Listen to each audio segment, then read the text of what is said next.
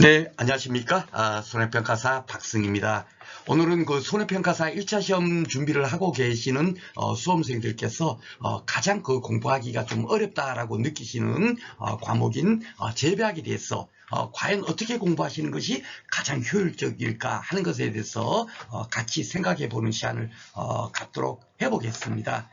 저 또한 그 재배학에 대해서는 그렇게 뭐 전문적인 지식이 있거나 그러지를 못합니다. 그럼에도 불구하고 제가 그 재배학 강의를 한 3년 정도를 했는데 의외로 뭡니까 그 수험생들한테 많은 호응이 있었어요. 왜 그런가 제 나름대로 생각을 해보니까 비록 제가 재배학의 전문적인 어떤 그 지식은 부족할지는 몰라도 적어도 우리 손해평가사 1차 시험 준비하는 데 있어서의 어떤 그 뭡니까 지식에 대해서 알기 쉽게 이해하기 쉽게 여러분들한테 그 강의를 하고 있다라는 것이 수험생들이 느끼셨나 봐요. 그래서 오히려 굉장히 그 뭡니까 전문적인 식견을 갖고 있는 분께서 뭡니까 좋은 훌륭한 강의를 한다고 할지라도 오히려 그 내용이 그 단어가 그 용어가 뭔지를 모르면 그것이 우리가 머릿속에 그 이해가 안 되지 않습니까? 그렇죠? 그래서 재배학의 기초가 저처럼 좀 부족한 분들 있지 않습니까?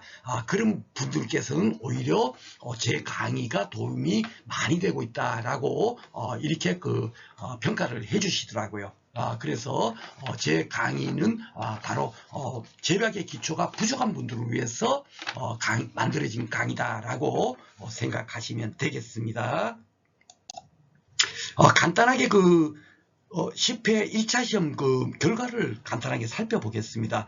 재배학이 어렵다는데 그렇게 완전 어렵지는 않아요. 지금 잘 봐보시면 알지만 타 과목에 비해서 평균 한 10점 정도가 뭡니까 부족한 거죠. 그렇죠? 그리고 과락률은 뭐 엄청나게 뭐 과락률이 많거나 그러진 않아요. 10% 정도밖에 과락률이 없습니다. 그렇다면은 적어도 어느 정도는 풀 수 있는 문제가 나온다는 얘기예요. 우리가 막 이것도 공부하고 저것도 공부하고 진짜 뭐 대단한 공부를 하지 않아도 적어도 과락률은 타 과목하고 거의 비슷한 수준이고 평균 점수 또한 10점 정도 부족한 것밖에 안 된다라고 생각하시면 되겠고요. 다만 여기에는 이제 조금 함정이 있죠. 뭐냐면 1차 시험 공부하시는 수험생들께서 이 세 과목 중에서 1차 시험 과목이 세 과목이잖아요. 세 과목인데 이 세 과목 중에서 재배학에 투입되는 시간이 한 70% 정도 아마 이 정도를 재배학에다 투입을 할 거예요. 그럼에도 불구하고 점수가 타 과목에 비해서 낮다는 것은 그래도 뭡니까 타 과목보다는 재배학의 난이도가 조금은 더 있다라고 생각하시면 되겠습니다. 그렇지만은 뭡니까 저와 같이 이렇게 공부하시는 분들께서는 충분하게 이 점수는 아주 껌딱지처럼 여유있게 당연하게 넘기실 거고요. 저는 강의를 하면서 항상 재배학은 저 또한 그 뭡니까 법 두 과목은 제가 그 100점을 맞았는데 재배학은 80점을 맞았어요. 창피스러운 얘기인지 몰라도. 그래서 제가 이렇게 강의하는 시점에서도 항상 이 80점 정도는 맞을 수 있도록 해드려야지 하는 마음으로 강의를 함에도 불구하고 제 강의를 들었던 분들께서는 저보다 더 이렇게 뭡니까 뛰어나신 분들이 많으시잖아요. 그렇죠? 80점이 아니라 90점 이상을 맞는 분들이 의외로 많이 나오고 계세요. 그래서 제 강의를 정확하게 이해를 하면 충분하게 뭐 재배학에 대해서 아이고 뭐 재배학 점수 어떻게 맞아야지 그런 걱정은 안 하셔도 되겠다라고 생각이 듭니다.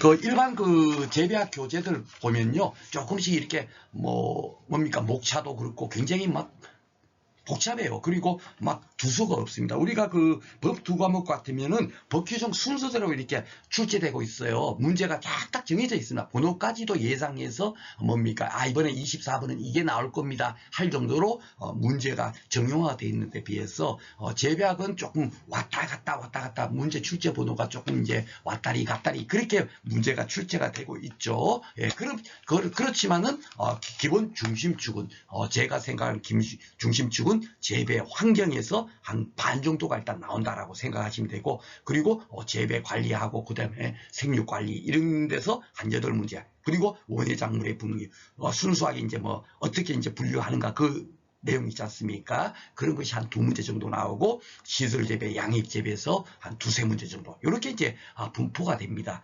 그리고 그 시중에 있는 책들 보면은 어떤 것도 뭐 재배학의 기원도 나오고 쉽게 말해서 뭐 쌍자엽 식물, 단자엽 식물 막 나오죠. 그런데 그건 우리 재배학 및 원예 작물학 범위가 아니에요. 그것은 순수하게 뭡니까? 식물학이 되겠죠. 그렇죠? 식물학이죠. 우리는 재배학이지 않습니까? 그렇죠? 그러니까 그런 문제는 나오질 않아요. 그래서 그런 부분은 다 뺐고요. 그리고 지금 토양만 하더라도 타 교재들 보면은 지층 구조까지 막 나옵니다. 200m까지는 무슨 층이고 막 이런 게 나오는데 그런 건 지구과학이에요. 재배학이 아닙니다. 그렇죠? 순수하게 우리 시험에 출제되는 범위에만 가지고 제가 강의를 진행을 하고 그래서 조금 이제 내용의 조정은 있을지 몰라도 기본 큰 틀은 재배 환경, 재배 관리 그리고 원예 작물의 분류, 시설 재배, 양액 재배 요걸로 분류해 가지고 제가 기출 문제가 나왔던 것도 그것과 관련돼서 핵심 키워드 안에 같이 넣어가지고 교재들 만들고 강의도 진행을 할 예정이에요. 그래서 간단하게만 살펴보면 지금 현재 오늘 시간이 재배학의 오리엔테이션이라고 생각하시면 됩니다. 어떻게 공부해야 될 건가 그거를 우리가 공부를 하잖아요. 그렇죠? 근데 간단하게만 여기서 한번 살펴보겠습니다. 이 토양을 우리가 공부를 하면 토양이 산성화가 된다 하는 건 여러분들 얘기를 들으셨죠? 왜 산성화가 되냐면은 식물이 뿌리에서 호흡을 하면 어떻게 되죠? 호흡을 하면은 사람도 이산화탄소를 배출하듯이 식물도 이산화탄소를 배출할 거예요. 그죠? 그러면 이산화탄소가 땅속에서 배출이 되면 어떻게 되죠? 그 이산화탄소가 활산성이 돼갖고 결국은 토양이 산성화가 돼요. 토양이 산성화가 되면 어떻게 되죠? 그렇죠. 작물이 잘 못 자라겠죠. 산성 토양에 대부분 잘 자라지 못하거든요. 잘 자라는 작물도 있습니다만, 그렇죠? 대부분 잘 자라지 못할 겁니다. 그러면은 산성 토양이 되어 있는 것을 어떻게 해야만이 다시 개량을 할 것인가. 그러게 돼서 우리 그 선조들께서 막 연구를 했을 거 아닙니까? 그렇죠? 그런 내용들이 우리가 시험 문제에 출제되고 있고 우리가 공부해야 될 내용이 바로 그런 거예요. 그리고 만약에 재배관리 쪽에 가서 여기 지금 보면은 어머님께서 이 호미로 땅을 막 긁어주고 있죠. 그죠? 그걸 갖고 중경이라고 합니다. 이 중경을 왜 해주겠어요? 호미로 이렇게 땅을 긁어줌으로 인해서 결국은 공기가 잘 통할 수 있겠죠. 소위 말하는 토양은 통기성이 좋아야만이 작물 재배에 좋은 거거든요. 그렇기 때문에 어머니께서 중경을 하고 또 잡초가 있으면 어떻게 되죠? 그 잡초가 양분을 빨아들여 갖고 실질적으로 자라는 작물한테 영양분이 덜 가니까 잡초를 제거하기 위해서 이렇게 중경을 해주는 거거든요. 그렇죠?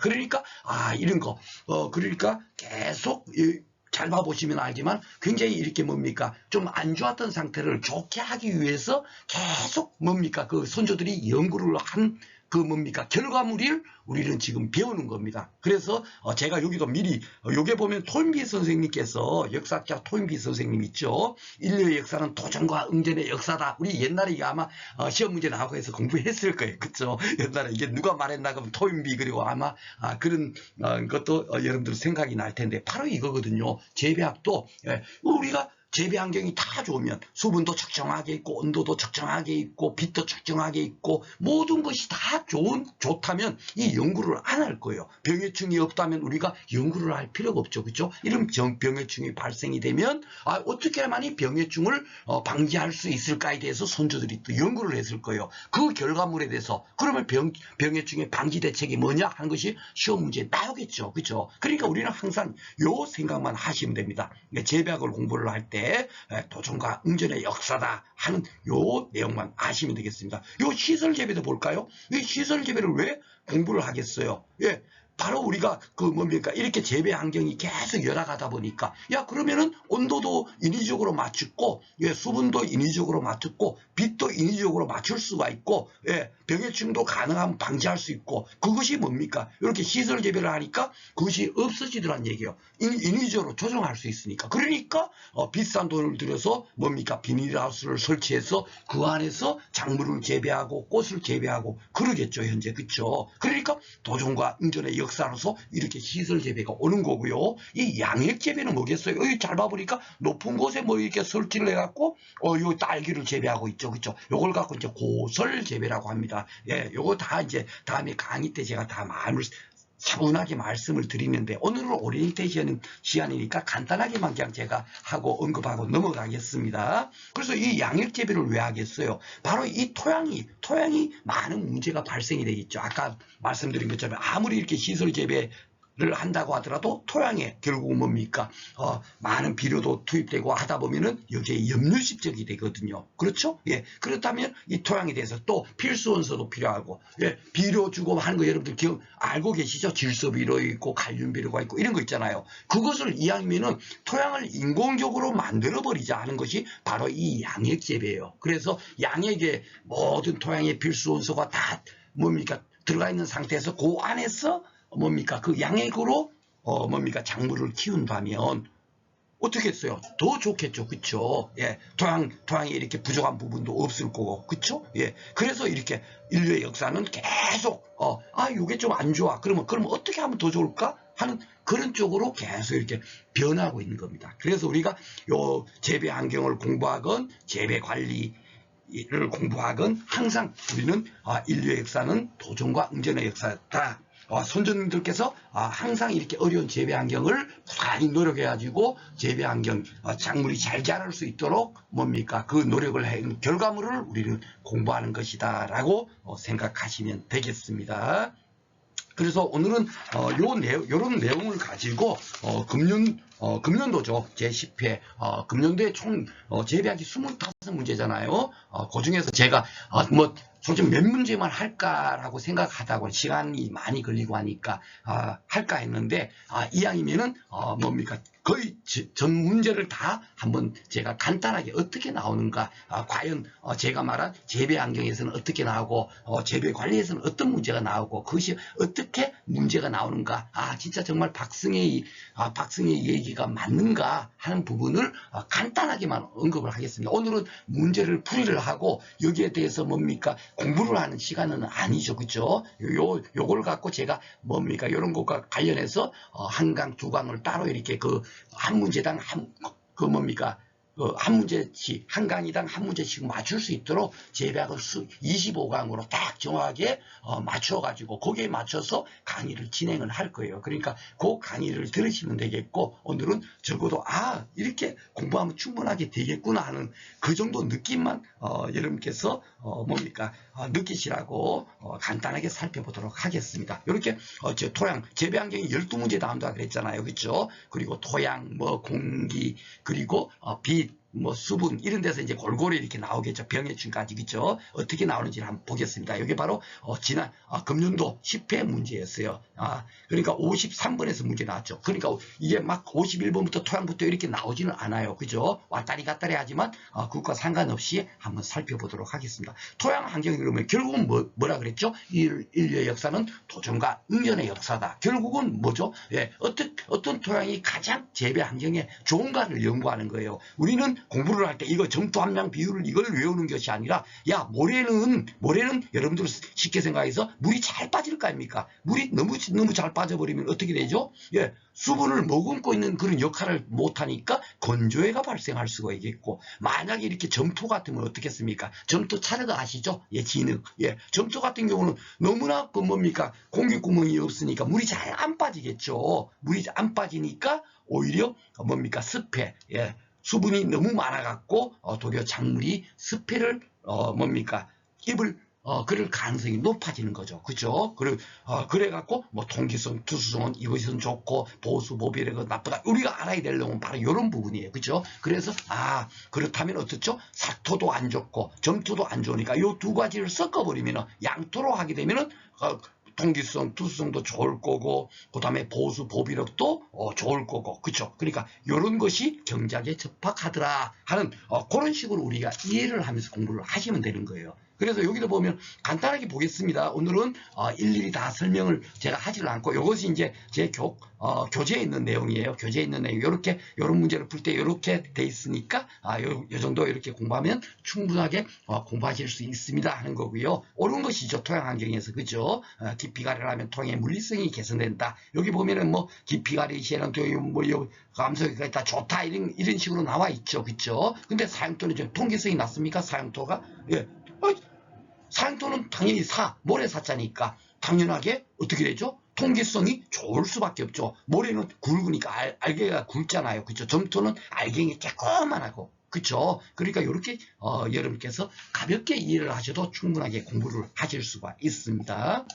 자, 토양 또 나왔죠? 예, 토양도 요 블루베리에 관한 작물에서 옳지 않은 것 이런 걸 갖고 여러분께서 막 일일이 외우려고 하시면 안 돼요. 요번 뭐 한중 신장제 작은 꽃가루에 여기에 꽃이 붙는 단일 화석이다. 이게 처음으로 나온 지문이에요. 그러면 이걸까 단일 화석가 뭔지 또 일일이 다 공부를 하다 보면 끝도 한도 없는 거죠. 그렇게 공부한다고 해서 재배학을 100점을 맞는다면 제가 하라 그러겠어요. 그런데 그렇게 투입할 이유가 없습니다. 아셨죠? 가장 중심축만 아시면 충분히 풀 수 있어요. 제가 앞에서도 잠깐 말씀드렸죠. 분명히 산성토양은 작물 재배에 나쁜데 산성토양이 잘 자라는 작물이 있어요. 그쵸? 예, 여기 보면 이게 벼고 여기 블루베리고 감자, 수박 이런 것이 산성통에도 잘 자라는구나. 그래서 이런 것은 특별하게 요거 여러 가지 있겠지만 이 정도는 반드시 여러분께서 기억해야 된다 하고 제가 이렇게 교재 안에다 사진까지 이렇게 넣어가지고 여러분께서 시각적인 효과가 있으면 훨씬 좋으니까 그냥 뭐 블루베리 뭐 벼 이런 식으로 해놓으면 잘 안 들어오잖아요 머릿속에. 그렇죠? 그래서 이렇게 연상작용까지 같이 할 수 있도록 넣는데 여기도 보면 어떻게 되죠? 예, 블루베리인데 산성통에 불량하다 했으니 금방 틀리겠지 딱 나오겠죠. 그렇죠? 이런 식으로 여러분께서 접근을 하시면 됩니다. 자, 수분으로 한번 보겠습니다. 수분도 요수량에 관한 설명으로 옳은 것은 그랬는데 보면은 호박은 기장이면 요수량이 높다. 여기 보면 호박, 기장 이게 요수량이 높다 이렇게 딱 나와 있잖아요. 그죠? 요것만 있는 것이 아니라 사진까지 다 이렇게 붙여가지고 여러분께서 아이고야 맞아 이런 거는 뭐 옥수수나 이런 건 물이 좀 수분이 부족해도 잘 자랄 것 같잖아요. 밀도 그렇고 그죠? 그런데 호박이나 오이나 이런 걸 당연하게 수분을 많이 머금고 있어야만이 머금고 있는 그런 작물들이죠. 그죠? 그러니까 이런 건 당연하게 요수량이 많다. 그리고 요 정도 여러분께서 야 그러면 이거 다른 작물은 어때요? 막 이렇게 또 막 범위를 넓혀서 공부하려고 하는데 그럴 이유는 없습니다. 항상 툴은 뭡니까? 학자들이 이렇게 나름대로 연구해놓은 요 툴에서만 시험 문제가 항상 나오고 있어요. 이렇게 예문도 딱 그렇게 나오고 있죠. 그렇죠? 그래서 이렇게 요수랑 요 내용만 딱 기억을 하면 한 문제를 풀 수가 있습니다. 많은 어떤 그 양을 가지고 공부하고자 하는 그런 그렇게 제가 여러분들한테 말씀드리지는 않고 있습니다. 그리고 이제 빛 쪽에 가더라도 광에 관한 설명으로 옳지 않은 것 여기 보면은 광도가 증가할수록 광합성량이 비례적으로 계속 증가한다. 이런 건 인간적인 사고로 생각해도 충분히 사실을 풀 수가 있어요. 쉽게 말해서 인간은 음식을 먹어야만이 어떻게 되죠? 살 수가 있죠. 그런데 음식물이 좋다고 해서 계속 뭐 100그릇 막 이렇게 먹으면 어떻게 됩니까? 그게 고답이 곤혹이지. 들어가겠습니까? 그쵸? 그리고 만족감이 없어지는 거예요. 그쵸? 그런 것처럼, 광합성도 반드시 필요한 거고, 하지만 계속 막 빛을 좋아주고 한다고 해서 계속, 아이고 좋아 하겠습니까? 어느 정도 딱 되는 시점 되면은 어떻게 되죠? 예, 더 이상, 만족감을 못 느낄 거예요. 그쵸? 예, 그래서, 비례적으로 계속 증가한다는 게 틀린 겁니다. 여기 그걸 갖고 광포화점이라고 하거든요.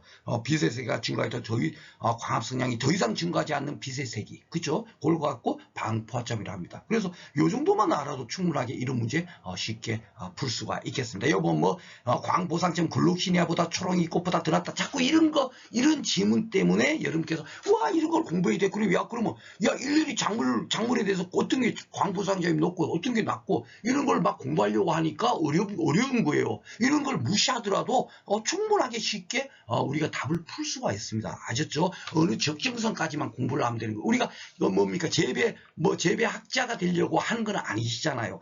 그죠? 재배학의 시험을 봐갖고 시험에 합격만 하면 되는 거거든요. 그렇죠? 예. 그런 식으로 공부를 하시면 되겠습니다. 그래서 너무 전문적인 지식을 내가 공부를 해야 되겠다.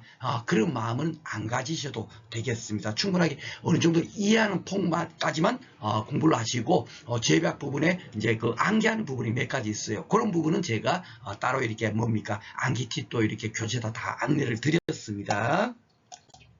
자, 그리고 빛도 이렇게 나오죠. 그러니까 재배환경이 계속 이렇게 나오는 거예요. 그렇죠? 예, 광합성이 주어지면 호흡이 발생되는 것은 있죠. 광합성은 뭐 이산화탄소 이거 기호도 모릅니다. 저 기호도 사실 몰라요. 그리고 알 필요가 없어요. 이걸 갖고 시험 문제 나오는 것이 아니라 이런 이치만 알면 우리가 충분하게 시험 문제를 풀 수가 있는 겁니다. 예, 여기 제가 막 해놓은 거 있죠? 인간은 음식물 섭취와 호흡에 의해서 살아가듯이 그 뭡니까 대부분의 식물들은 광합성 작용과 호흡만으로 평생을 살아가는 거예요. 그러니까 뭡니까 이 광합성 작용이라는 게 이산화탄소하고 뭡니까 물하고 빛이 만남으로써 요 식물이 평생도록 먹고 사는 포도당을 만드는 거예요. 이 유기물이라고 하거든요. 이 포도당을 만들어 먹고 사는 겁니다. 이게 인간의 음식물하고 똑같은 거예요. 그러니까 이산화탄소는 어떻게 되죠? 그 공기 중에 이산화탄소가 있잖아요. 산소, 이산화탄소 기억나시죠? 물은 뭡니까? 식물체는 물이 있죠. 그렇죠? 예. 그리고 마지막으로 빛은 뭡니까? 이렇게 햇빛에 낮에 햇빛이 비치잖아요. 그러니까 그 세 가지가 항상 있으니까 언제든지 이렇게 광합성 작용을 해갖고 포도당을 만들어서 먹고 사는 거. 그걸 갖고 광합성 작용을 하고 하는 거거든요. 굉장히 간단하죠, 그죠? 그 정도만 알면 됩니다. 여기 제가 이제 뭡니까 농학이 이런 쪽으로 뭐 명반응, 암반응 이런 거가 적어놨지만 이런 건 가볍게 읽어봐셔도 충분하게 여러분들 이해가 되실 거고요. 제가 간단하게 다음에 강의 때도 설명을 해드린다만은 이런 부분은 시험 문제 잘 나오지도 않아요. 그 너무 뭐 ATP가 어떻고 막 이런 거 아니 들어가면 여러분들 그 네이버에 뭐 검색해서 저도 이제 교재를 네이버 검색해서 거의 만들었습니다만은 뭡니까 검색해서 읽어봐도 사실 뭔 얘기인지 몰라요. 예, 뭔 얘기인지 아시죠? 그런 거를 공부하는 게 아닙니다. 이렇게 굉장히 간단하게 나오잖아요. 광합성이 주어려면 이거 보면 뭡니까? 이산화탄소밖에 더 있어요. 그죠? 이산화탄소. 그렇죠? 예. 굉장히 간단하게 나옵니다. 뭐 대단한 걸 뭐 묻는 그런 문제가 아니에요. 지금 계속 뭡니까? 바로 금년도에 시험 봤던 재배학 기출 문제를 갖고 풀어보고 있는 겁니다. 자, 재배환경의 병해충은 어떻게 나오는가? 옛날만 하더라도 기존에는 병충해 방제 대책에 대해서 주로 매년 한 문제씩 나왔어요. 그러다가 6회 때부터 이게 이제 조금씩 이제 패턴이 바뀌어집니다. 그래서 그 어떻게 출제되고 있는가, 현재 경향이 어떤가 이걸 분석하는 것이 중요한 거예요. 그래서 야 금년에 그러면 또 이런 문제가 나오겠거니 지금까지 이게 안 나왔지만 이런 문제는 나올 수 있어. 이런 거를 공부를 해야 되는 거지. 아무 생각 없이 공부만 많이 한다고 뭡니까 시험을 잘 볼 수 있는 건 아니죠. 그쵸? 예, 그래서, 이런 것은 잘 봐보시면, 진균의 병길이 짝져진 거네요. 이렇게, 그냥, 무대뽀로 이렇게 둥 나오는 거예요. 그러면 이거를, 뭡니까? 진균의 병이 어떤 건지를 우리가 알아야만이 풀 수가 있잖아요. 그쵸? 예, 그래서 제가 이렇게 사진으로도 다 이렇게 안내드렸고, 그 중에서도 사과 불안병이 그래도 가장, 뭡니까 중요한 병이거든요. 그래서 또 불안병 같은 거는 이렇게 또 상세하게 또 이렇게 또 뭡니까 설명까지 했어요. 그렇지만 가장 중요한 것은 뭐냐면 결국은 이거를 아무리 시각적으로 외우고 다 외운다고 하더라도 이게 뭐 툭툭 이렇게 풀라고 하면 못 풀잖아요. 그러니까 제가 이렇게 암기 팁을 이렇게 만드는 겁니다. 역시 도적질은 탈로가 나니 하지 마입시다. 원래는 하지 마세요까지 하다가 요 입꽃병이 요게 8회 나왔어요. 그리고 작년에도 또 나왔죠. 이 입꽃병이라는 게 뭐니? 요 바로 입꽃병이 요거예요. 요게 이제 잘록병이라고 합니다. 요게 요 잘록병.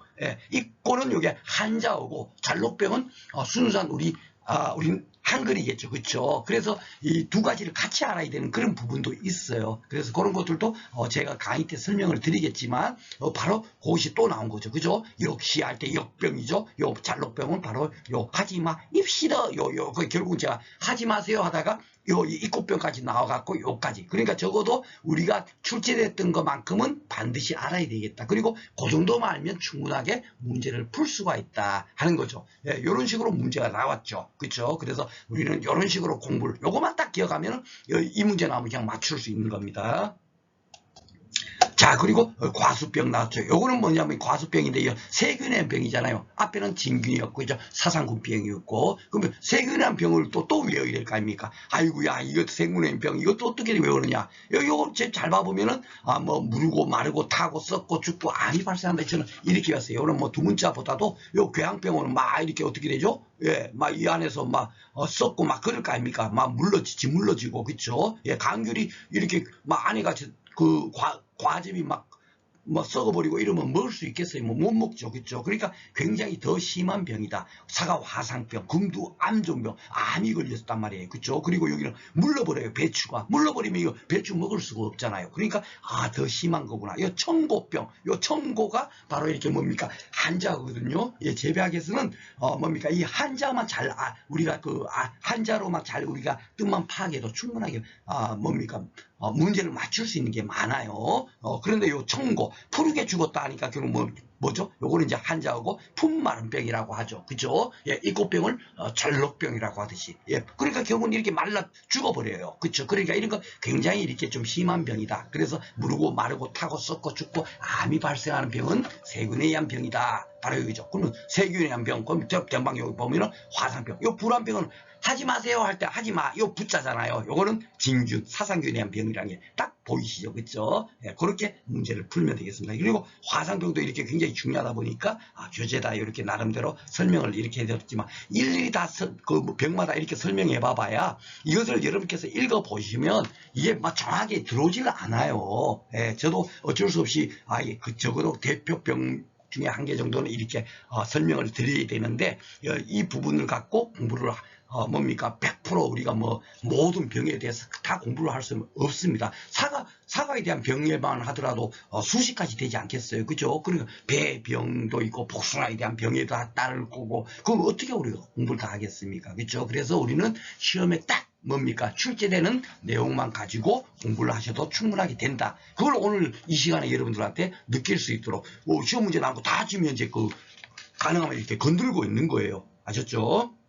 시간이 많이 지나네요. 제가 간단하게만 한다 하는데 여러분께서 진짜 막 그냥 슉슉 넘어가면은 그냥 너무 어떻죠? 예. 아니 뭐 이거 뭐야 하고 도리어 모르실까봐 간단하게라도 이렇게 조금이라도 부연 설명하고 있는데 지금부터 더 이렇게 가볍게만 한번 살펴보겠습니다. 오늘은 이 공부하는 시간은 아니니까 그죠? 자, 육묘에다 옳은 것을 모두 고르세요. 육묘라는 게 어떤 거다 하는 것을 뭐 여기 막 이런 설명이 있어서 잘 머릿속에 안 들어오잖아요. 그러니까 저는 항상 교재에다 이렇게 사진을 같이 넣는 이런 걸 육묘라 하는구나. 이 사진만 보더라도 그냥 자동적으로 연상이 되죠. 그죠? 이런 걸 육묘래. 왜 하는가? 당연하게 어떻죠? 인류의 역사는 도전과 응전의 역사. 이거 육묘를 하니까 육묘하지 않는 것보다도 어떻죠? 예, 작물재배 좋으니까 육묘를 하는 거예요. 그리고 그것이 우리가 지금 공부를 하는 거고 그것이 시험 문제 나오는 거예요. 그러니까 육묘의 필요성이 당연하게 우리가 알아야 될 거겠죠. 인류의 역사는 도전과 응전의 역사니까. 그렇죠? 그러니까 이 필요성에 대해서 딱 문제가 나오는 거예요. 그런데 여기 병충해 방지가 어렵다. 이것이 아마 아닌 걸 거거든요. 예, 답은 요 3번이죠. 예, 그죠? 라는 아니에요. 요 병충해 등 재해를 방지한다. 그죠? 그렇기 때문에 육묘를 하는 거예요. 이렇게 좋으니까 하는 거예요. 그렇죠? 예, 그러니까 무조건 놓고 뭡니까? 새로운 어떤 뭐 재배 방법이나 이런 게 나오면 무조건 작물 재배 좋은 거야. 이렇게 떠올리시면 문제를 풀 수가 있는 겁니다. 큰 틀, 딱 큰 줄기만 여러분께서 이해를 하시면 되는 거예요. 그걸 갖고 막 세부적으로 막 이런 거 저런 거 1, 2, 3, 4, 5에서 외우려고 하는데 그런 공부 방법이 잘못된 거죠. 예? 무조건 놓고 작물 재배 좋으니까 하는 거야. 요거만 딱 생각하시면 되겠습니다. 자, 그리고 그 다음에 이제 이제 재배 기술에서 이제 또 영양 번식 이것도 이제 해마다 한 문제씩 나오고 있어요. 이렇게 지목 보시면 올바르게 짝 지어진 거 됐는데 여기 지금 보면 답이 1번이죠. 예, 고치법, 성투법, 고무나무 같은 거 하는 땅속에 높은 곳에서 밝은 쉽게 지목하는 방법을 뭐라고 하느냐? 이러나 높은 곳에서 하니까 고치법 해갖고 이렇게 사진까지 오래 붙여놨죠. 여기 고치법 그죠? 예, 이렇게 딱 돼 있단 말이에요. 높은 곳에 밝게 지목하는 방법이고 뭐 어떻게 환상마피 이런 걸 하면 효과적 화적이다. 고무나무, 목련, 철쭉 이런 다 외우는 것이 아니라 큰 줄기만 우리가 이런 것들이 있다 하는 정도 가볍게만 아시면 되겠습니다. 이걸 묻는 문제로 나오면 그거는 진짜 정말 틀리라고 나온 문제다라고 생각하시면 되겠습니다. 100점 맞으라고 문제를 출제원께서는 내시지는 않잖아요. 그렇죠? 그렇게 생각하시면 되겠어요. 기본 큰 줄기만 아시면 충분하게 다 풀 수가 있습니다. 그죠? 자, 그리고 식물 호르몬 나왔습니다. 이렇게 나오면 뭐 합성물질은 뭐 일어나고 부정근의 형성을 촉진한다 이러면 대부분 이거는 옥신이죠. 신장 촉진을 하고 여기 보면 다 이런 내용들이 요 녹색 부분이 다 뭐냐면요. 이런 부분은 기출 문제가 나왔던 그런 내용들이에요. 그러니까 여기 형광펜이 또 특별히 또 이렇게 밝은 촉진한다, NAA, 뭐 IDA 이렇게 딱 돼 있잖아요, 그렇죠? 예, 이런 부분 특별히 더 이제 신경 쓰시면 되겠습니다. 많은 부분을 식물 호르몬 굉장히 많은 진을 빼면서 공부를 하시는데 그럴 필요 없어요. 큰 틀만 공부를 하시면 쉽게 문제를 풀 수가 있습니다. 호르몬 부분에서 금전에 요 문제가 나왔고요. 그 다음에 이제 재배 기술에서 이제 작물의 생육 부분이 나왔습니다. 요 이제 꽃이 피우는 거. 꽃 피우는 걸 어떻게 하는가 이거예요. 탄질률에 관한 내용이다. 뭐 이렇게 나오는데 탄소와 질소의 비율 그거겠죠. 그렇죠? 예. 오늘은 요 이제 설명은 생략하겠습니다. 예. 오늘 뭐 이걸 갖고 공부하려고 제가 문제를 하나씩 풀어드리는 그런 시간은 아니니까. 그렇죠? 예. 그래서 여기도 보면은 탄질률이 높아지면 어떻게 되죠? 예, 꽃눈 분화가 촉진된다. 바로 이거예요. 탄질률이 높아져야 꽃이 잘 핀다는 거죠. 그쵸? 예, 여기 바로 그겁니다. 요게 높아져야 화성기가 잘 된다. 요것만 알면 그걸 갖고 가로치기 문제로 나온 거예요. 그렇죠? 그리고 이렇게 사진까지 오래 붙여갖고 꽃이 잘 피게 하려면 어떻게 된다. 이런 것들이 또 이렇게 다 빨갛게 돼 있고 이런 부분이 있지 않습니까? 이런 건 다 기출 문제가 한 2번씩 나왔던 거예요. 여러분들 대충 제가 아무 의미 없이 이렇게 해놓은 이유가 전혀 없습니다. 제 교재의 특징이 뭐냐면 기출 문제의 지문 내용을 중심으로 해갖고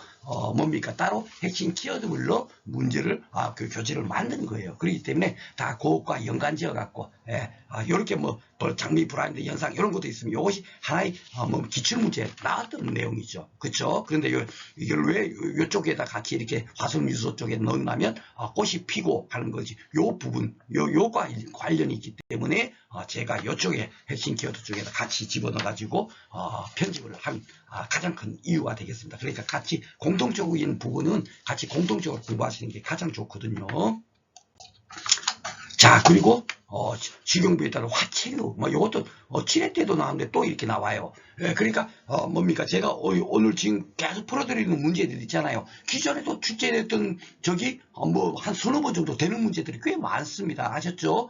제가 그것까지 막 해갖고 하려고 하다 보니까 시간이 너무 많이 걸려갖고 그냥 아예 금년에 시험 출제됐던 것만 갖고 어떻게 나오고 있고 그것을 어떻게 공부하면 되는가 그것만 가볍게 보자 하는 걸로 따지다 보니까 제가 이렇게 지금 문제를 냈는데 7회 때도 나오고 10회 때도 똑같은 문제예요. 이 화채는 꽃채소죠. 꽃채소. 브로콜리, 콜리플라워.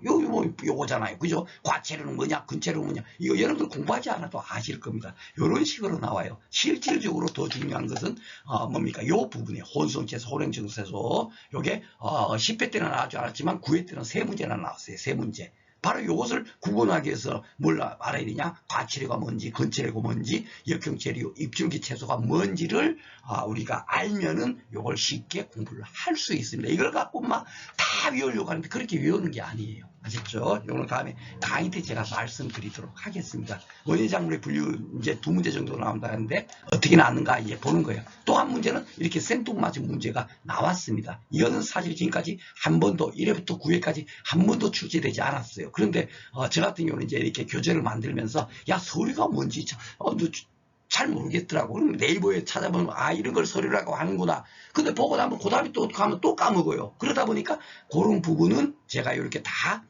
이렇게 주석으로 이렇게 보라색으로 되어 있는 건 다 주석입니다. 주석. 곡숙류라는 거 뭐냐, 서류라는 뭐냐, 공예작물. 그러니까 공예품 할 때 공예작물인가? 그렇게 생각하기 쉬워갖고 보니까 그게 아니에요. 생산물이 각종 원료에 쓰이거나 또는 비교적 많은 가공과정을 거쳐야 생활에 쓰일 수 있는 작물, 요걸 갖고 공예작물이라고 하더라고요. 그걸 갖고 이제 특용작물이라고도 한다. 그런데 요것이 잘 봐보시면 글자가 좀 작지만 결국 주석을 다른 거예요. 그것도 주석처럼. 예, 요런 것들을 따로 네이버 검색하지 않더라도 다 이렇게 이해할 수 있도록 요렇게 주석까지 달아갖고 요렇게 했는데 금년에 처음으로 이제 공예작물이 나왔어요. 공예작물, 이런 것이 공예작물이구나 하는 것만 알면 충분하게 문제를 풀 수가 있습니다. 분류가 세 문제나 나왔네요. 통상 두 문제 정도 나오는데, 자, 호흡급등형 과실. 이것도 호흡급등형 과실, 비호흡급등형 과실이 비호흡급등형이 뭐냐? 예, 요 딱 이렇게 구분돼 있죠. 그쵸? 예, 바로 그 내용 그대로 이렇게 공부를 하시면 되겠고, 호흡급등형은 딱 봐보면 사과이요 대표적인 거. 그쵸? 요렇게 포도, 딸기, 감귤 이런 것들은 비호흡급등형이라고 하는데, 요 암기팁 따로 다 돼 있습니다. 예, 암기팁 따로 다 돼 있고 하니까 요것도 쉽게 이해를 할 수가 있어요. 막 두 문자 외워서 하는데, 그거는, 그렇게 하는 거는 진짜로 정말 어쩔 수 없을 때 하는 거고, 두 문자는 가능하면은 제가, 일장형하고, 병해충, 그럴 때만 두 문자를 갖고, 어쩔 수 없이 암기를 해야 됩니다 하는 거고, 나머지는 제가 암기, 이렇게 팁, 이렇게 하질 않아요. 다 대부분 이해를 해서, 우리가, 이런 식으로 상상해서 외우면 쉽겠구나. 예, 그렇게 제가, 교재에다 이렇게 암기 팁을 이렇게, 소개를 했습니다. 쉽게 간단하게 풀 수가 있죠. 그죠? 자, 또 시설 내 그 토양의 일반적인 특성, 시설이니까 아까 전에 제가 앞에서 포인비 선생님께서 말씀하신 인류 역사는 도전과 응전의 역사다 그랬죠. 왜 시설에서 재배를 하겠습니까? 좋으니까, 그죠? 예, 인위적으로 재배 환경을 조정할 수 있으니까. 그럼에도 불구하고 어떤 문제가 생기냐면 토양에 대한 부분이 바로 이런 염류집적이 생기는 거예요. 염류집적이.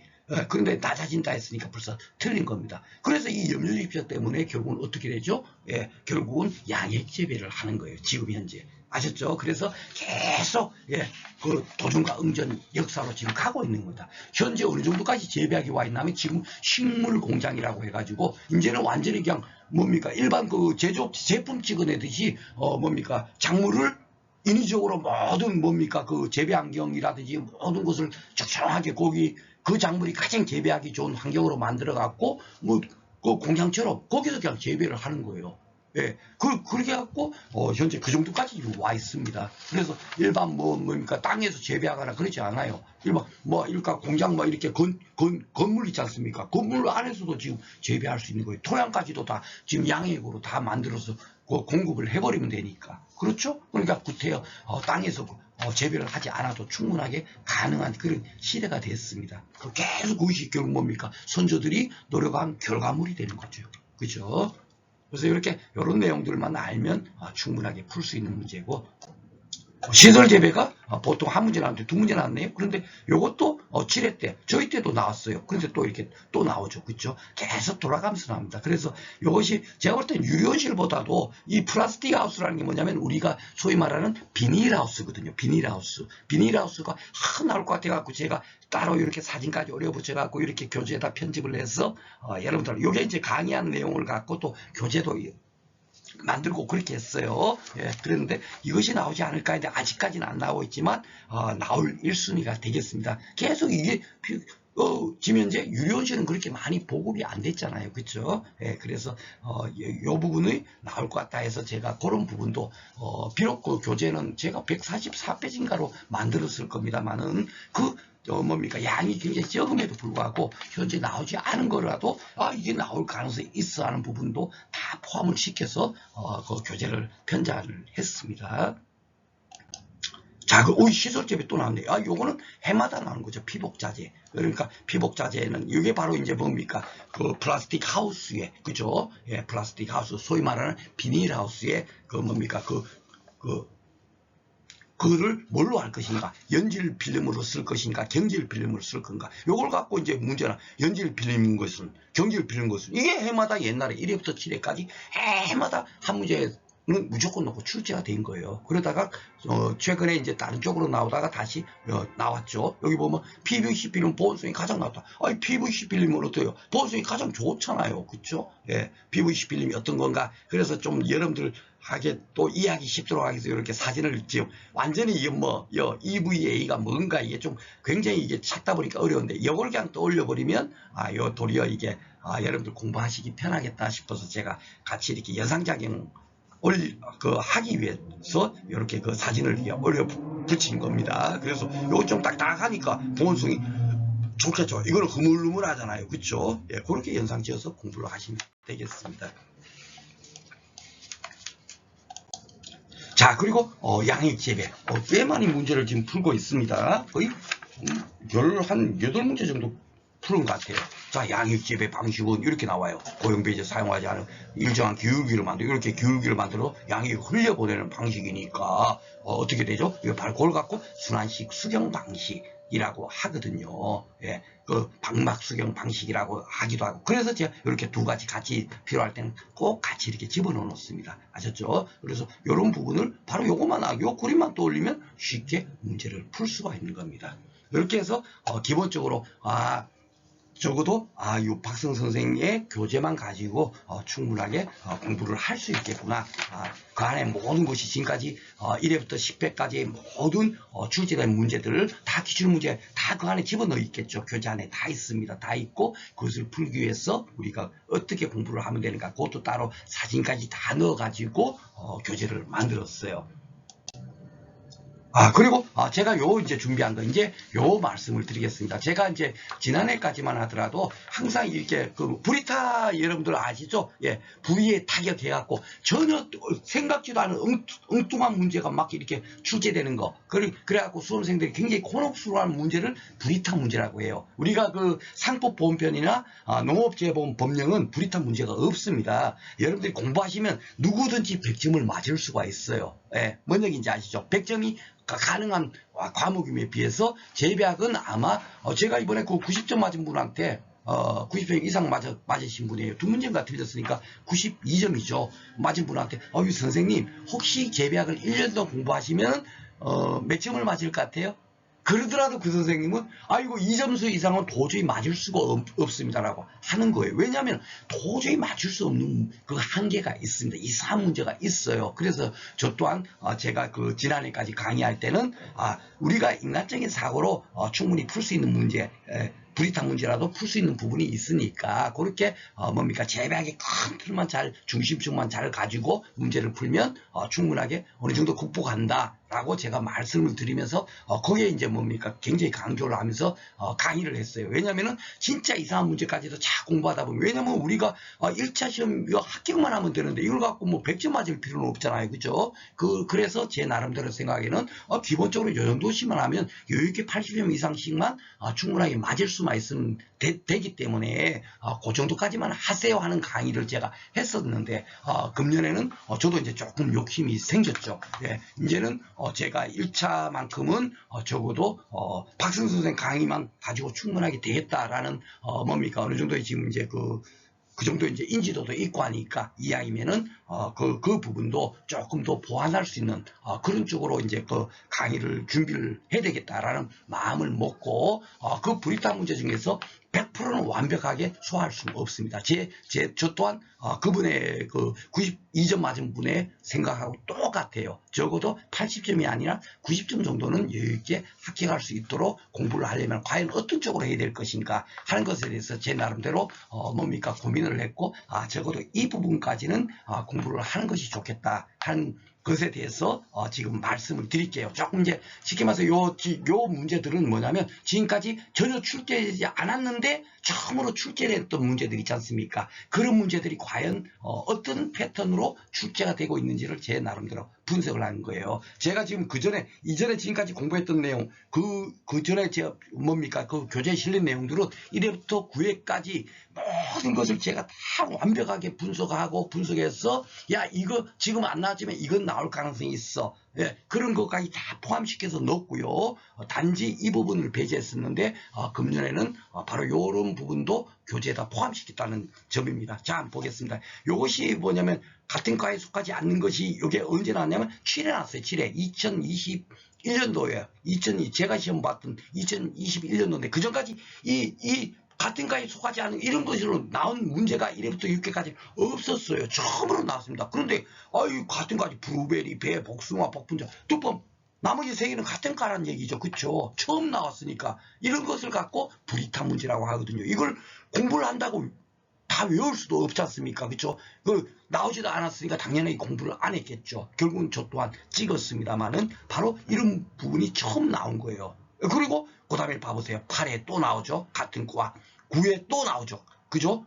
과집과. 그렇죠? 예. 그래서 제가 아마 7회 시험 친 다음에 8회 처음으로 강의할 때는 뭡니까? 박과 과집과 요거 나올 거야 하고 제가 여러분들한테 그 강의 때 제가 설명을 했습니다. 근데 그게 딱 8회 때 이렇게 나온 거예요. 그리고 다들 깜짝 놀란 겁니다. 51번 문제로 처음으로 나왔으니까. 뭔 얘기인지 아시죠? 예. 그러니까 출제 경향에 분석해갖고 거기에 맞는 공부를 해야 된다는 거예요. 무작정 이게 나오는지 뭐가 나올지 아무 생각 없이 공부를 한다고 해서 되는 부분이 아니란 얘기죠. 그렇죠? 그런데 이것이 지금 뭐냐면 잘 봐보세요. 농산물 품질관리사 2021년도에 최초로 여기 보면은 같은 과의 원예장으로 짝쳐지지 않은 것 이게 나온 겁니다.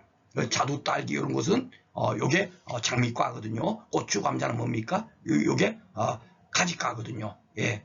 그죠? 예. 이런 식으로 돼 있습니다. 그리고 마늘은 백학과고 생강은 생강과거든요. 그러니까 이게 일일이 우리가 어떻게 다 공부를 하겠습니까만은 요것도 제가 좀 이따가 교재 디타민에 아마 제가 만들어 놨을 거예요.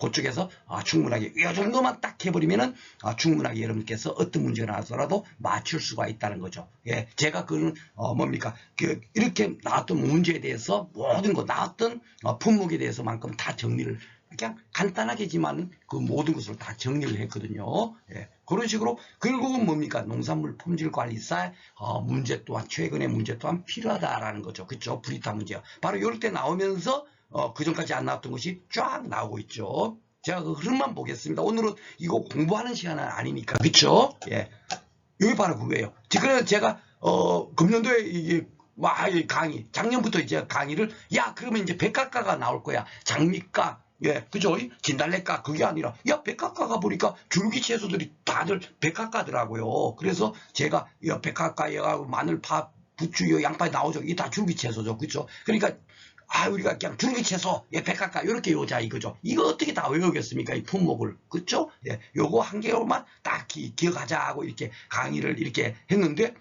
우리 시험원에는 안 나왔어요. 아직까지 백학과가. 그런데 봐보세요. 2024년도 농산물 품질관리사에서는 백학과에 속한 것을 모두 고르세요. 딱 나와버리잖아요. 뭔 얘기인지 아시죠? 바로 그런 거예요. 제 교재가 얇고 그거 갖고 되겠나 할지 몰라도 이렇게 미리 예측해서 나오지도 않은 걸 갖고 이렇게 또 여러분들한테 그냥 백학과에 갖고 요것만 딱 돼 있으면 그게 머릿속에 들어오겠습니까? 그렇죠? 사진도 있고 그러니까 직접 쓰지 않는 숲이나 수목이는 그러니까 이건 또 뭐죠? 어이구야 우리가 과학생 배울 때 음지식물 배우거든요. 그쵸? 예.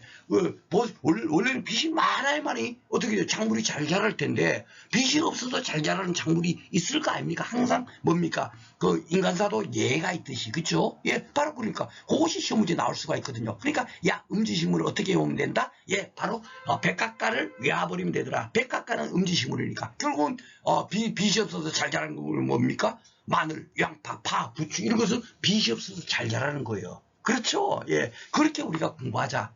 제 강의 특징이 바로 그겁니다. 그런 것들을 이제 수험생들께서 좋아하시는 거고요.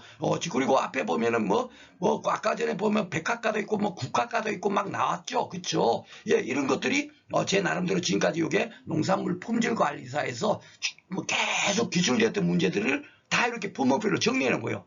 무는 어디에 들어가느냐? 브로콜리는 어디 들어가냐? 바로 배추과에 다 들어가는 거예요. 배추과에. 그렇죠? 예, 케일 같은 거. 케일이 어떻게 생겼는지. 외우기가 어렵겠지만은 적어도 제가 딱 정리해 준 거. 요 정도만 딱 정리해 놓으면 요렇게 문제가 나온 문제에 대해서는 충분하게 풀 수가 있다. 많은 것을 공부하라는 게 아닙니다. 그렇죠? 예. 그래서 백과가는 양파, 마늘, 이렇게 부추, 아스파라거스, 토란 있지만 이거는 뭘로 외운다? 제가 강의 때 설명하겠지만 줄기채소 이렇게 외워버리면 한 방에 다 정리가 돼버리는 거예요. 그렇죠? 가능하면 그런 식으로 제가 강의를 진행하도록 하겠습니다. 하여튼 이런 식으로 제가 정리를 하면 되겠고, 요것도 10회 때 이게 브리타 문제예요. 지금까지 1회부터 9회까지 한 번도 나오지를 않았죠. 한 번도 안 나왔어요. 그런데 2023년도에 나왔죠. 농산물 품질관리사에서 이게 관수 방법 나왔잖아요. 여기는 이제 저면 관수가 답이었어요. 저면 관수라는 게 뭐냐면 바로 요게 제 교재 거 그냥 오려 붙인 겁니다. 요 봐보세요. 요 화분을 있으면 밑에다 양동이 같은 물 담아놓은 데다가 이 화분을 얹어주면 어떻게 되겠어요? 여기 밑에서 쭉 뿌리가 빨아당길 거 아닙니까? 요걸 갖고 저면, 밑에서 빨아당기니까, 그쵸? 예, 이런 것이 저면 관수가 문제 나왔는데 2024년도에는 손해평가사에서 딱 이게 처음으로 나온 거예요. 관수 방법이. 근데 여기는 보면 구멍을 뚫어서 물이 소란시 흘러나와 토양이 집중적으로 관수하는 방법이라 그랬으니까 여기 구멍을 뚫어갖고 여기서 물방울이 똑똑 떨어지면 어떻게 되겠죠? 여기 지금 작물이 자라고 있죠? 예, 그러면 이 작물이 수분을 빨아먹을 거 아닙니까? 예, 이렇게 관수하는 법을 뭐라고 한다? 점적 관수라고 한다. 예, 이래 갖고 요 사진까지 이렇게 다 오래 붙여놨으니까 요것만 읽기보다는 훨씬 여러분들 이해하기 쉽겠죠. 그렇죠? 그래서 이렇게 나왔던 문제가 이렇게 나오고 있다. 바로 브리타 문제. 결국 농산물 품질 관리사 문제를 어느 정도를 뭡니까? 우리와 연관되는 그런 문제들은 공부를 해야 되겠다는 거고, 그것이 교재에다가 농산물 품질 관리사를 아마 제가 따로 우리 문제는 아직 안 나왔던 문제는 아마 그 명조체로 제가 그 따로 이렇게 정리를 해놨을 거예요. 명조체로. 예, 아직까지는 안 나왔지만 농산물 품질관리사 문제에서 나왔던 내용이니까 적어도 눈으로라도 익히면은 만약에 이렇게 브리타 문제처럼 나오더라도 충분하게 우리가 대응할 수 있겠다 하는 마음으로 따로 정리를 했습니다. 그렇다고 뭐 양이 엄청나게 많은 건 아닙니다. 교재가 뭐 기출문제 1회부터 10회까지 다 들어가 있고 이렇게 사진 다 집어넣고 내용 다 집어넣어갖고 144페이지밖에 안 되니까요. 여러분들께서 뭡니까 막 무대뽀로 공부하세요 하는 그런 분량은 아니죠. 그렇죠? 이렇게 되는 거예요. 자, 그리고 요 단질, 요거는 앞에서 했던 건데 요것도 보면 자 2023년도에 봐보세요. 시행률을 높이기 위한 방법 딱 나오죠. 단질률 시행률, 그죠? 그 전까지 시행률이 문제가 안 나왔어요. 9회까지가 처음으로 나온 겁니다. 그런데 제가 미리 이렇게 교재에다 이런 내용들을 넣을 수 있었던 내용이 뭐겠습니까? 바로 이런 것까지도 다 제 나름대로 분석을 해서 요약을 해서 나올 가능성이 있으니까 하고 이렇게 정리를 해놓은 거예요. 그러니까 요 내용만 알면 어떤 문제가 나오더라도 다 풀 수가 있겠죠. 그죠? 시간이 벌써 다 됐습니다.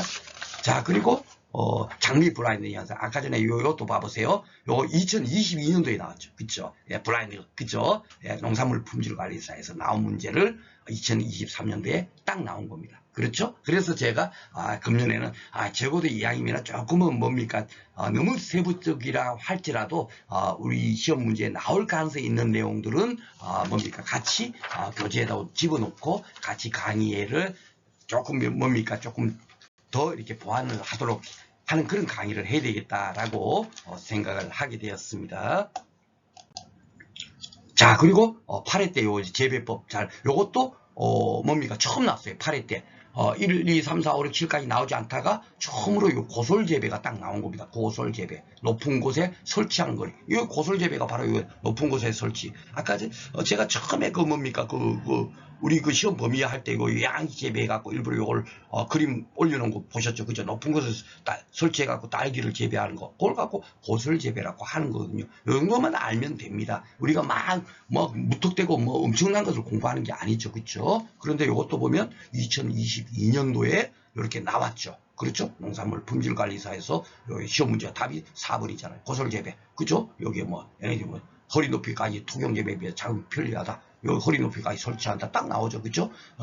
제품은 딸기다. 예, 딸기를 재배에 널리 활용하고 있다. 그렇죠? 예, 이런 식으로 거의 동일한 문제가 이렇게 나오고 있는 겁니다. 그렇죠? 그래서 이 처음 나온 문제는 어디서 나왔다? 예, 농산물 품질 관리사. 농산물 품질 관리사하고 우리 우리 시험 범위하고는 좀 달라요. 농산물 품질 관리사는 한번 생각해 보세요. 품질을 관리하는 거니까 야 이것이 뭡니까 작물을 수확한 다음에 저장은 어떻게 해야 될 것이며 품질이 좋도록 하기 위해서 그렇죠. 품질을 관리하는 거니까 그것이 중심이 되는데 우리는 뭐가 되죠? 재배 환경 손해평가니까 야 어떻게 하면은 그 피해를 덜 당하게 할 것인가 그렇죠. 손해평가를 하는 거니까 우리 일은 그러니까 피해를 덜 당하도록 하기 위해서 농민들한테 야 이렇게 하셔요 이렇게 하셔요 이런 것을 우리가 얘기를 해주는 것이 맞잖아요. 그런 지식을 갖고 있어야 되죠. 그러니까 우리는 재배 환경에 대해서 문제가 많이 나오고 있는 거예요. 알았죠? 예, 그래서 농산물 품질 관리사에서는 재배 환경에 관련되는 문제가 거의 없습니다. 그렇죠? 그래서 이렇게 조금 불이익한 문제가 나올 가능성이 있는 것은 농산물 품질 관리사 문제 뭡니까 기출 문제를 가지고 같이 이렇게 보완을 하면 되겠다. 그렇죠? 예, 그리고 그럼에도 불구하고 완벽하게 대처하지 못하는 부분이 어디에 있나? 농산물 품질 관리사에서도 나오지 않았고 예, 우리 시험에서도 한 번도 나오지 않았던 그런 문제들이 한두 문제가 반드시 출제가 되고 있습니다. 사실. 예, 그런데 그런 부분은 뭡니까? 우리가 인간적인 사고를 풀자. 그것까지 공부해서 문제를, 시험 범위를 100점을 맞도록 하자라고는 제가 말씀드리지 않아요. 적어도 그렇다면 지금까지 출제됐던 문제 쫙 이렇게 나름대로 이렇게 보면 어떻죠? 충분하게 이 정도만 하면 되겠네. 그렇게 많은 양이 아니네. 그렇죠? 제가 어떤 문제 풀 때 밑에 이렇게 다 요 하나 붙여놓는 게 뭐겠습니까? 요 정도만 알면 이런 문제를 풀 수 있다는 얘기. 그거를 근거를 제시하려고 이렇게 붙여놓는 거예요. 아셨죠? 많은 양을 공부하는 게 아닙니다.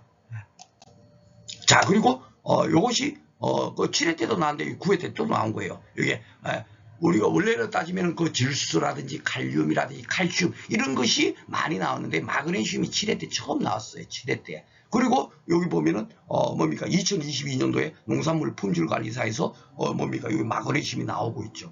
그렇죠? 예. 그리고 난 다음에 다시 우리 손해평가사에서 또 다시 나오는 거예요. 그러니까 7회 때 처음 나왔지만은 그 다음에 어떻게 되죠? 9회 때 또 나오는 거예요. 뭔 얘기인지 아시죠? 그러니까 제가 교재에는 기출문제를 모두 다 실어놓고 그 기출문제를 풀 수 있도록 교재를 뭡니까 핵심 키워드별로 만든 이유가 바로 그거예요. 그러면서도 여기 보면은 여기 지금 이 마그네슘 이거 간단한 것 같지만 수박이 여기 뭡니까 이파리 노랗게 바뀌는 거 마그네슘 결핍이나 수박이 항백화해서 왜 제가 이 공간에 이것을 집어넣겠습니까?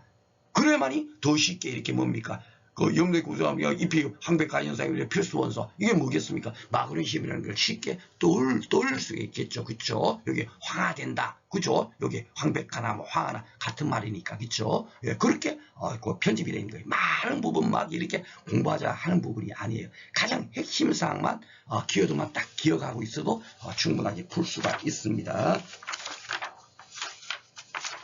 자, 이렇게 해서 간단하게 이렇게 살펴봤고요. 자, 그러면 이번엔 간단하게나마 이번에 그 재배학하고 원예지 작물학 교재 어떻게 만들어졌는지 간단하게만 한번 설명드리겠습니다.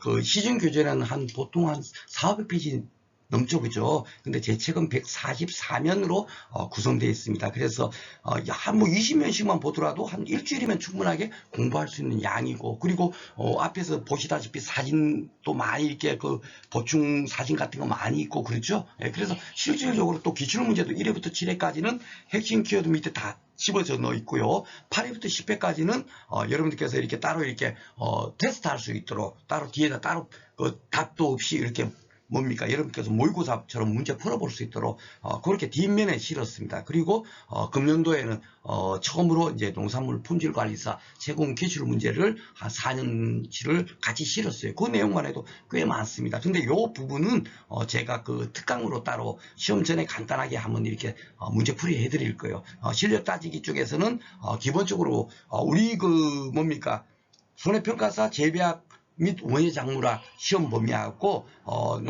농산물 품질관리사의 원예작물학의 시험 범위는 완전 다릅니다. 앞에서도 잠깐 언급했지만 우리는 재배 환경이 중요한데 농산물 품질관리사는 품질 관리를 중요시해야 되니까 화해를 재배를 해갖고 어떻게 잘 이렇게 그 뭡니까 그 관리를 해야 될지 언제 그 뭡니까 수확을 해야 가장 품질이 좋은지 이런 쪽으로가 시험 문제 나오겠죠, 그렇죠? 예, 그렇지만은 제가 불이익 문제 대응하는데 나름대로 농산물 품질관리사의 최근 기출 문제 또한 무시하지 무시할 수 없더라. 예, 요 브리타 문제를 맞춘다는 것이 한 서너 문제를 더 맞추기 위해서 요것을 하는 거거든요. 그래서 이것이 중심이 돼서는 안 되겠죠. 그렇죠? 그래서 기출 문제는 다 실어져 있고 따로 뭡니까 실력 따지기 강의가 끝나면 요건 따로 제가 마무리 특강 때 따로 이렇게 한번 설명을 드릴 수 있도록 그렇게 하겠습니다. 그리고 핵심 키워드별로 그 사진까지 다 첨부해 가지고 교재를 이렇게 만들었고요.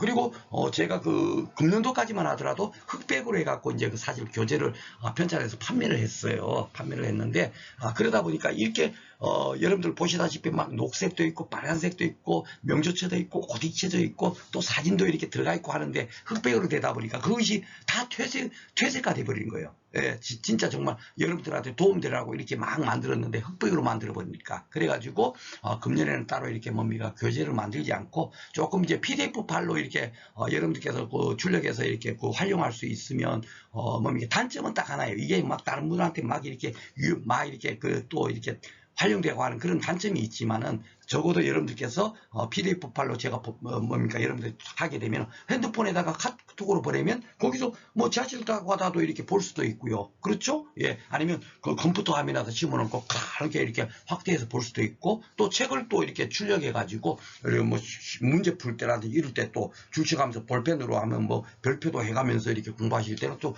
뭡니까 출력해서 보실 수도 있거든요. 그래서 여러분께 그렇게 활용하시라고 제가 PDF 파일로 이렇게 금년에는 교재를 만들지 않고 PDF 파일로 출력할 수 있도록 그렇게 여러분들한테 제공을 할 겁니다. 자세한 내용은 그 네이버에서 그 카페 있지 않습니까? 카페로 가셔서 손해평가사 합격비법 그걸 딱 이렇게 여러분께서 검색을 하시면 아마 그 두 개인가 뭐 이렇게 몇 개 나올 거예요. 그런데 제가 만든 카페가 6월 3일 날 만든 거예요. 그전에는 제가 이게 뭐 카페를 만든 것이 아니라 제 그 강의를 듣는 수강생께서 카페를 만들어 드릴 테니까 거기서 좀 강의해 주세요 하다 보니까 그전에 이렇게 개설한 그 카페도 있습니다만은 6월 3일 날에 만든 카페 그걸로 이제 들어오시면은 되겠습니다. 거기서 들어오셔 갖고 강의 수강 방법이라든지 강의 내용은 어떤지 그런 내용들은 공지사항에다 따로 제가 다 이렇게 안내를 드렸으니까 참조해 주시면 감사하겠습니다. 오늘 그 많은 시간 동안 여러분께서 이렇게 뭡니까 제 영상을 청취해 주셨는데요. 정말 여러분들한테 많은 도움 되시기를 진심으로 바라겠습니다. 고맙습니다.